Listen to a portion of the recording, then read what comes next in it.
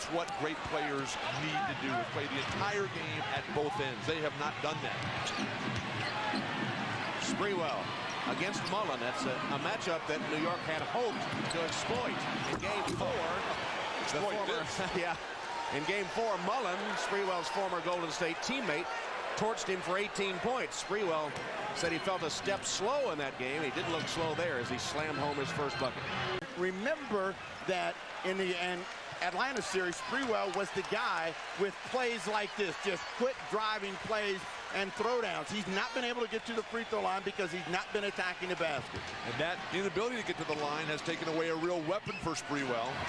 There's his outside shot, and now he's made 2 in a row. Maybe the drive to the rim got him started.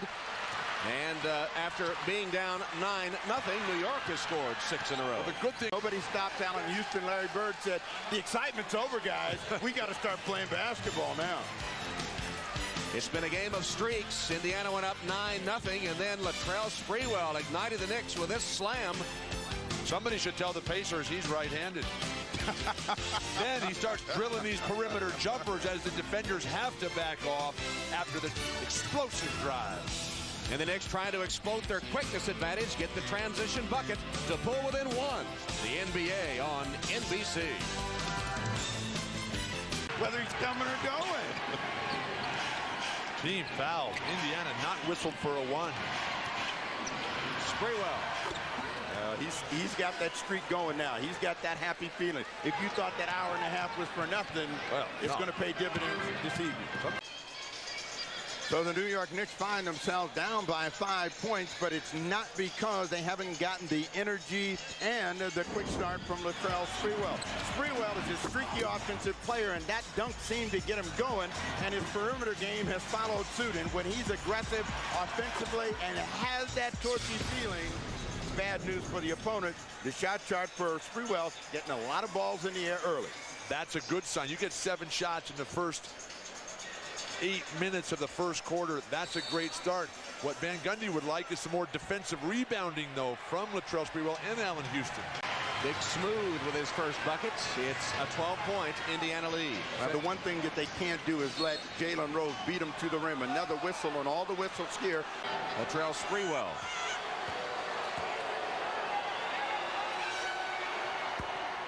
10 minutes and 3 seconds to go. So now they have got to get to the line, the New York Knicks and Latrell Sprewell, to score cheaply. This will take a lot of the edge off of what they can't do from the field in terms of scoring points. And Thomas has it for New York. Everything the Knicks should do, they should be trying to get to the rim. They have a great chance to cut into the sleeve. Sprewell on the drive. Goaltending called on Antonio Davis. Credit the basket to Sprewell as he blew by Fred Hoiberg. Steve, while the Knicks are attacking the hoop, the Pacers are fading away with weak attempts by Antonio Davis, who tries to get it back on the defensive end. Instead called for goaltending. Isolate Sprewell. Let him drive to that hoop. Well, they want to run a pick and roll. They want to get some movement before he tries to get inside. They get a hole. That's going to get Sprewell back at the line. The crowd's starting to come down on the officials.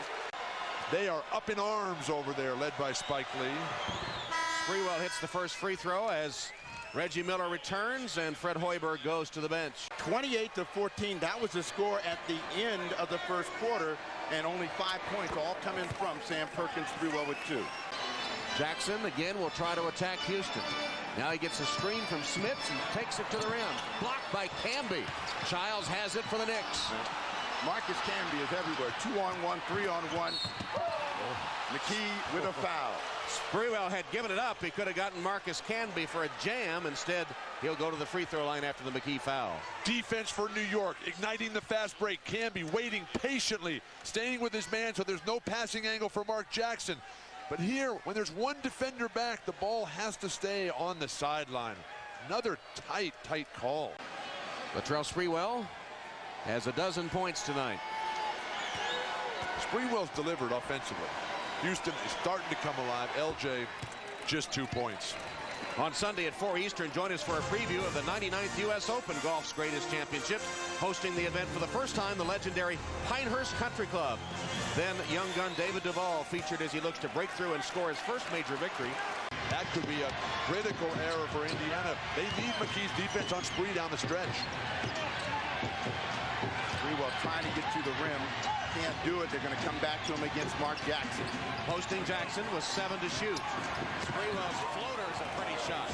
That left hand. We asked him about that yesterday. He said he started learning that in high school. We had great coaches at high school and junior college level to really develop that offhand as a finisher.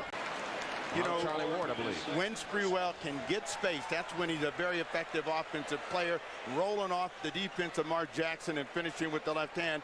And this is what Jackson is faced with as you take a look from overhead. Too big, too quick, too easy. Fast break points, 10-0 in favor of New York. Smits, only 1 bucket in the game. Rebounded by Allen Houston. Quick hit of Sprewell in front court. Pull-up shot, got it. Maybe too quick a shot for Jeff Van Gundy's taste, but when it goes down and Sprewell's hot, what do you say? You got to ride that because that's the way Sprewell's really most effective. He's very streaky. Right now, he's on the boil. You got to stay with him. Has disappeared the last 2. And what the Knicks had in the second quarter, which kept them going, was getting to the free throw line. Now they're trying to bring the ball to the rim. Sprewell gets his first 2 since that opening bucket, 4 in the quarter for him. You take a look at this drive by Latrell Sprewell. That he can do against Chris Mullin if he turns and faces the entire evening. It's been just enough of a difference for Mark tonight. He hasn't been torturing the Knicks in the post, but tonight, a quick one here and there has really made the difference. How in the world did Latrell Sprewell hit that one? 22 for Latrell. Why did they wait so long? They'd be up by 10 right now. Larry Bird getting nothing out of his front line. Now he's got Dale Davis and Rick Smits trying to contribute. Camby's open. Sprewell was not about to give it up. Finally does. And Camby is fouled by Smits. Well, his idea was to get Camby closer to the hoop. And so he was waiting, and eventually he found the seam to pass him the ball. Wait a second. Sprewell, he's playing the perfect playground ball. You don't see this guy. He saw him the whole time. He left him over there and said, run down a little bit closer. Gets the foul, a chance for Camby to extend the lead. Sprewell, he was going to shoot that ball. When 4 guys got there, that's when he had to pass. And it was a great pass, too. Only the second Knick turnover of the half. Jackson got away from Houston, couldn't finish the shot. Larry Johnson wrestles it away. They're all thinking about Camby when the Pacers penetrate. Sprewell bumped by Smits. Gives it up. Score. Chris Childs. Another fast break basket for New York. Digging it out defensively. An intimidating presence of Marcus Camby. Rick Smits pulls Indiana within 1. The fast break points still heavily in favor of the Knicks. And here's a classic example of that. Sprewell thinking shot all the time at the last minute. That's what great scorers do. They dump it down, and the Knick bench, they believe. This is a team that's just had an incredible playoff run. Then Smits finally answers here. He was big at the end of some of the earlier games. Now trying to duplicate that. With the eyes of the world on Allen Houston and Latrell Sprewell, they had to wake up. They had to bring some offensive heat and energy, and in the second half, that's what they did. They got the torch and found a way to get their team into the ball game, get them to lead, and when they lost the lead, to come back. New York Knicks, they're killing all of these Pacer signs today. If the Knicks were going to win, we said at the outset, Spree was going to have to get near 30. He's got 22, a lot of time to go. Houston was going to have to get over 20. He's got 18. The dream is still alive for New York. Pacers trying to shut it off. Sprewell trying to come across the middle, out of control. Johnson for 3. Larry Johnson with a huge 3-pointer. Everything for New York has to go to the hoop here. If they're going to have a chance to get to the free throw line, they call a foul on Mark Jackson. But you got to know that it's fourth quarter time, a couple minutes in a big lead that you already got for New York.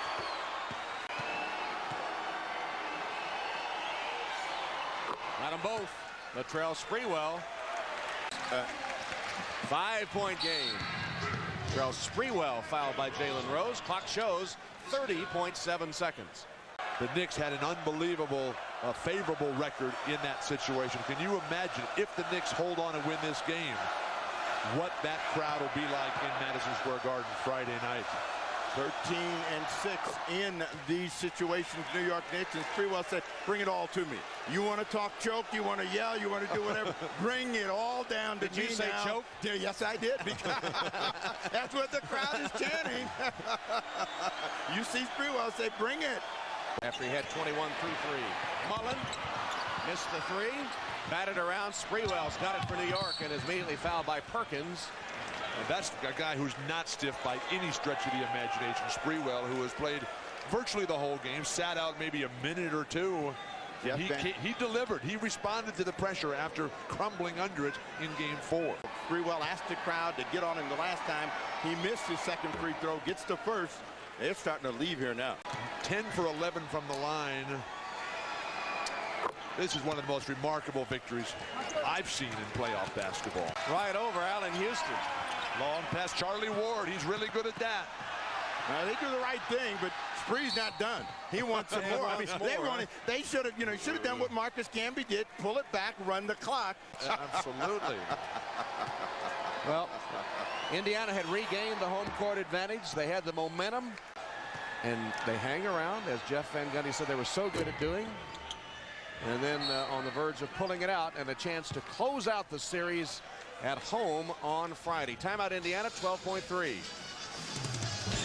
Knicks in command, 101-94.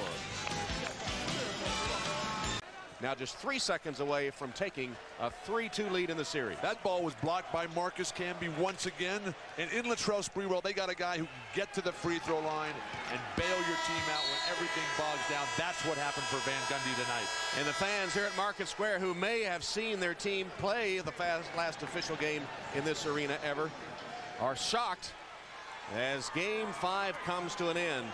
New York now just one victory away from becoming the first 8th seed ever to make the NBA Finals. But remember, Indiana has lost only once on the road during these playoffs. In the last 8 minutes of the game, the Knicks put it away with a 29-14 run.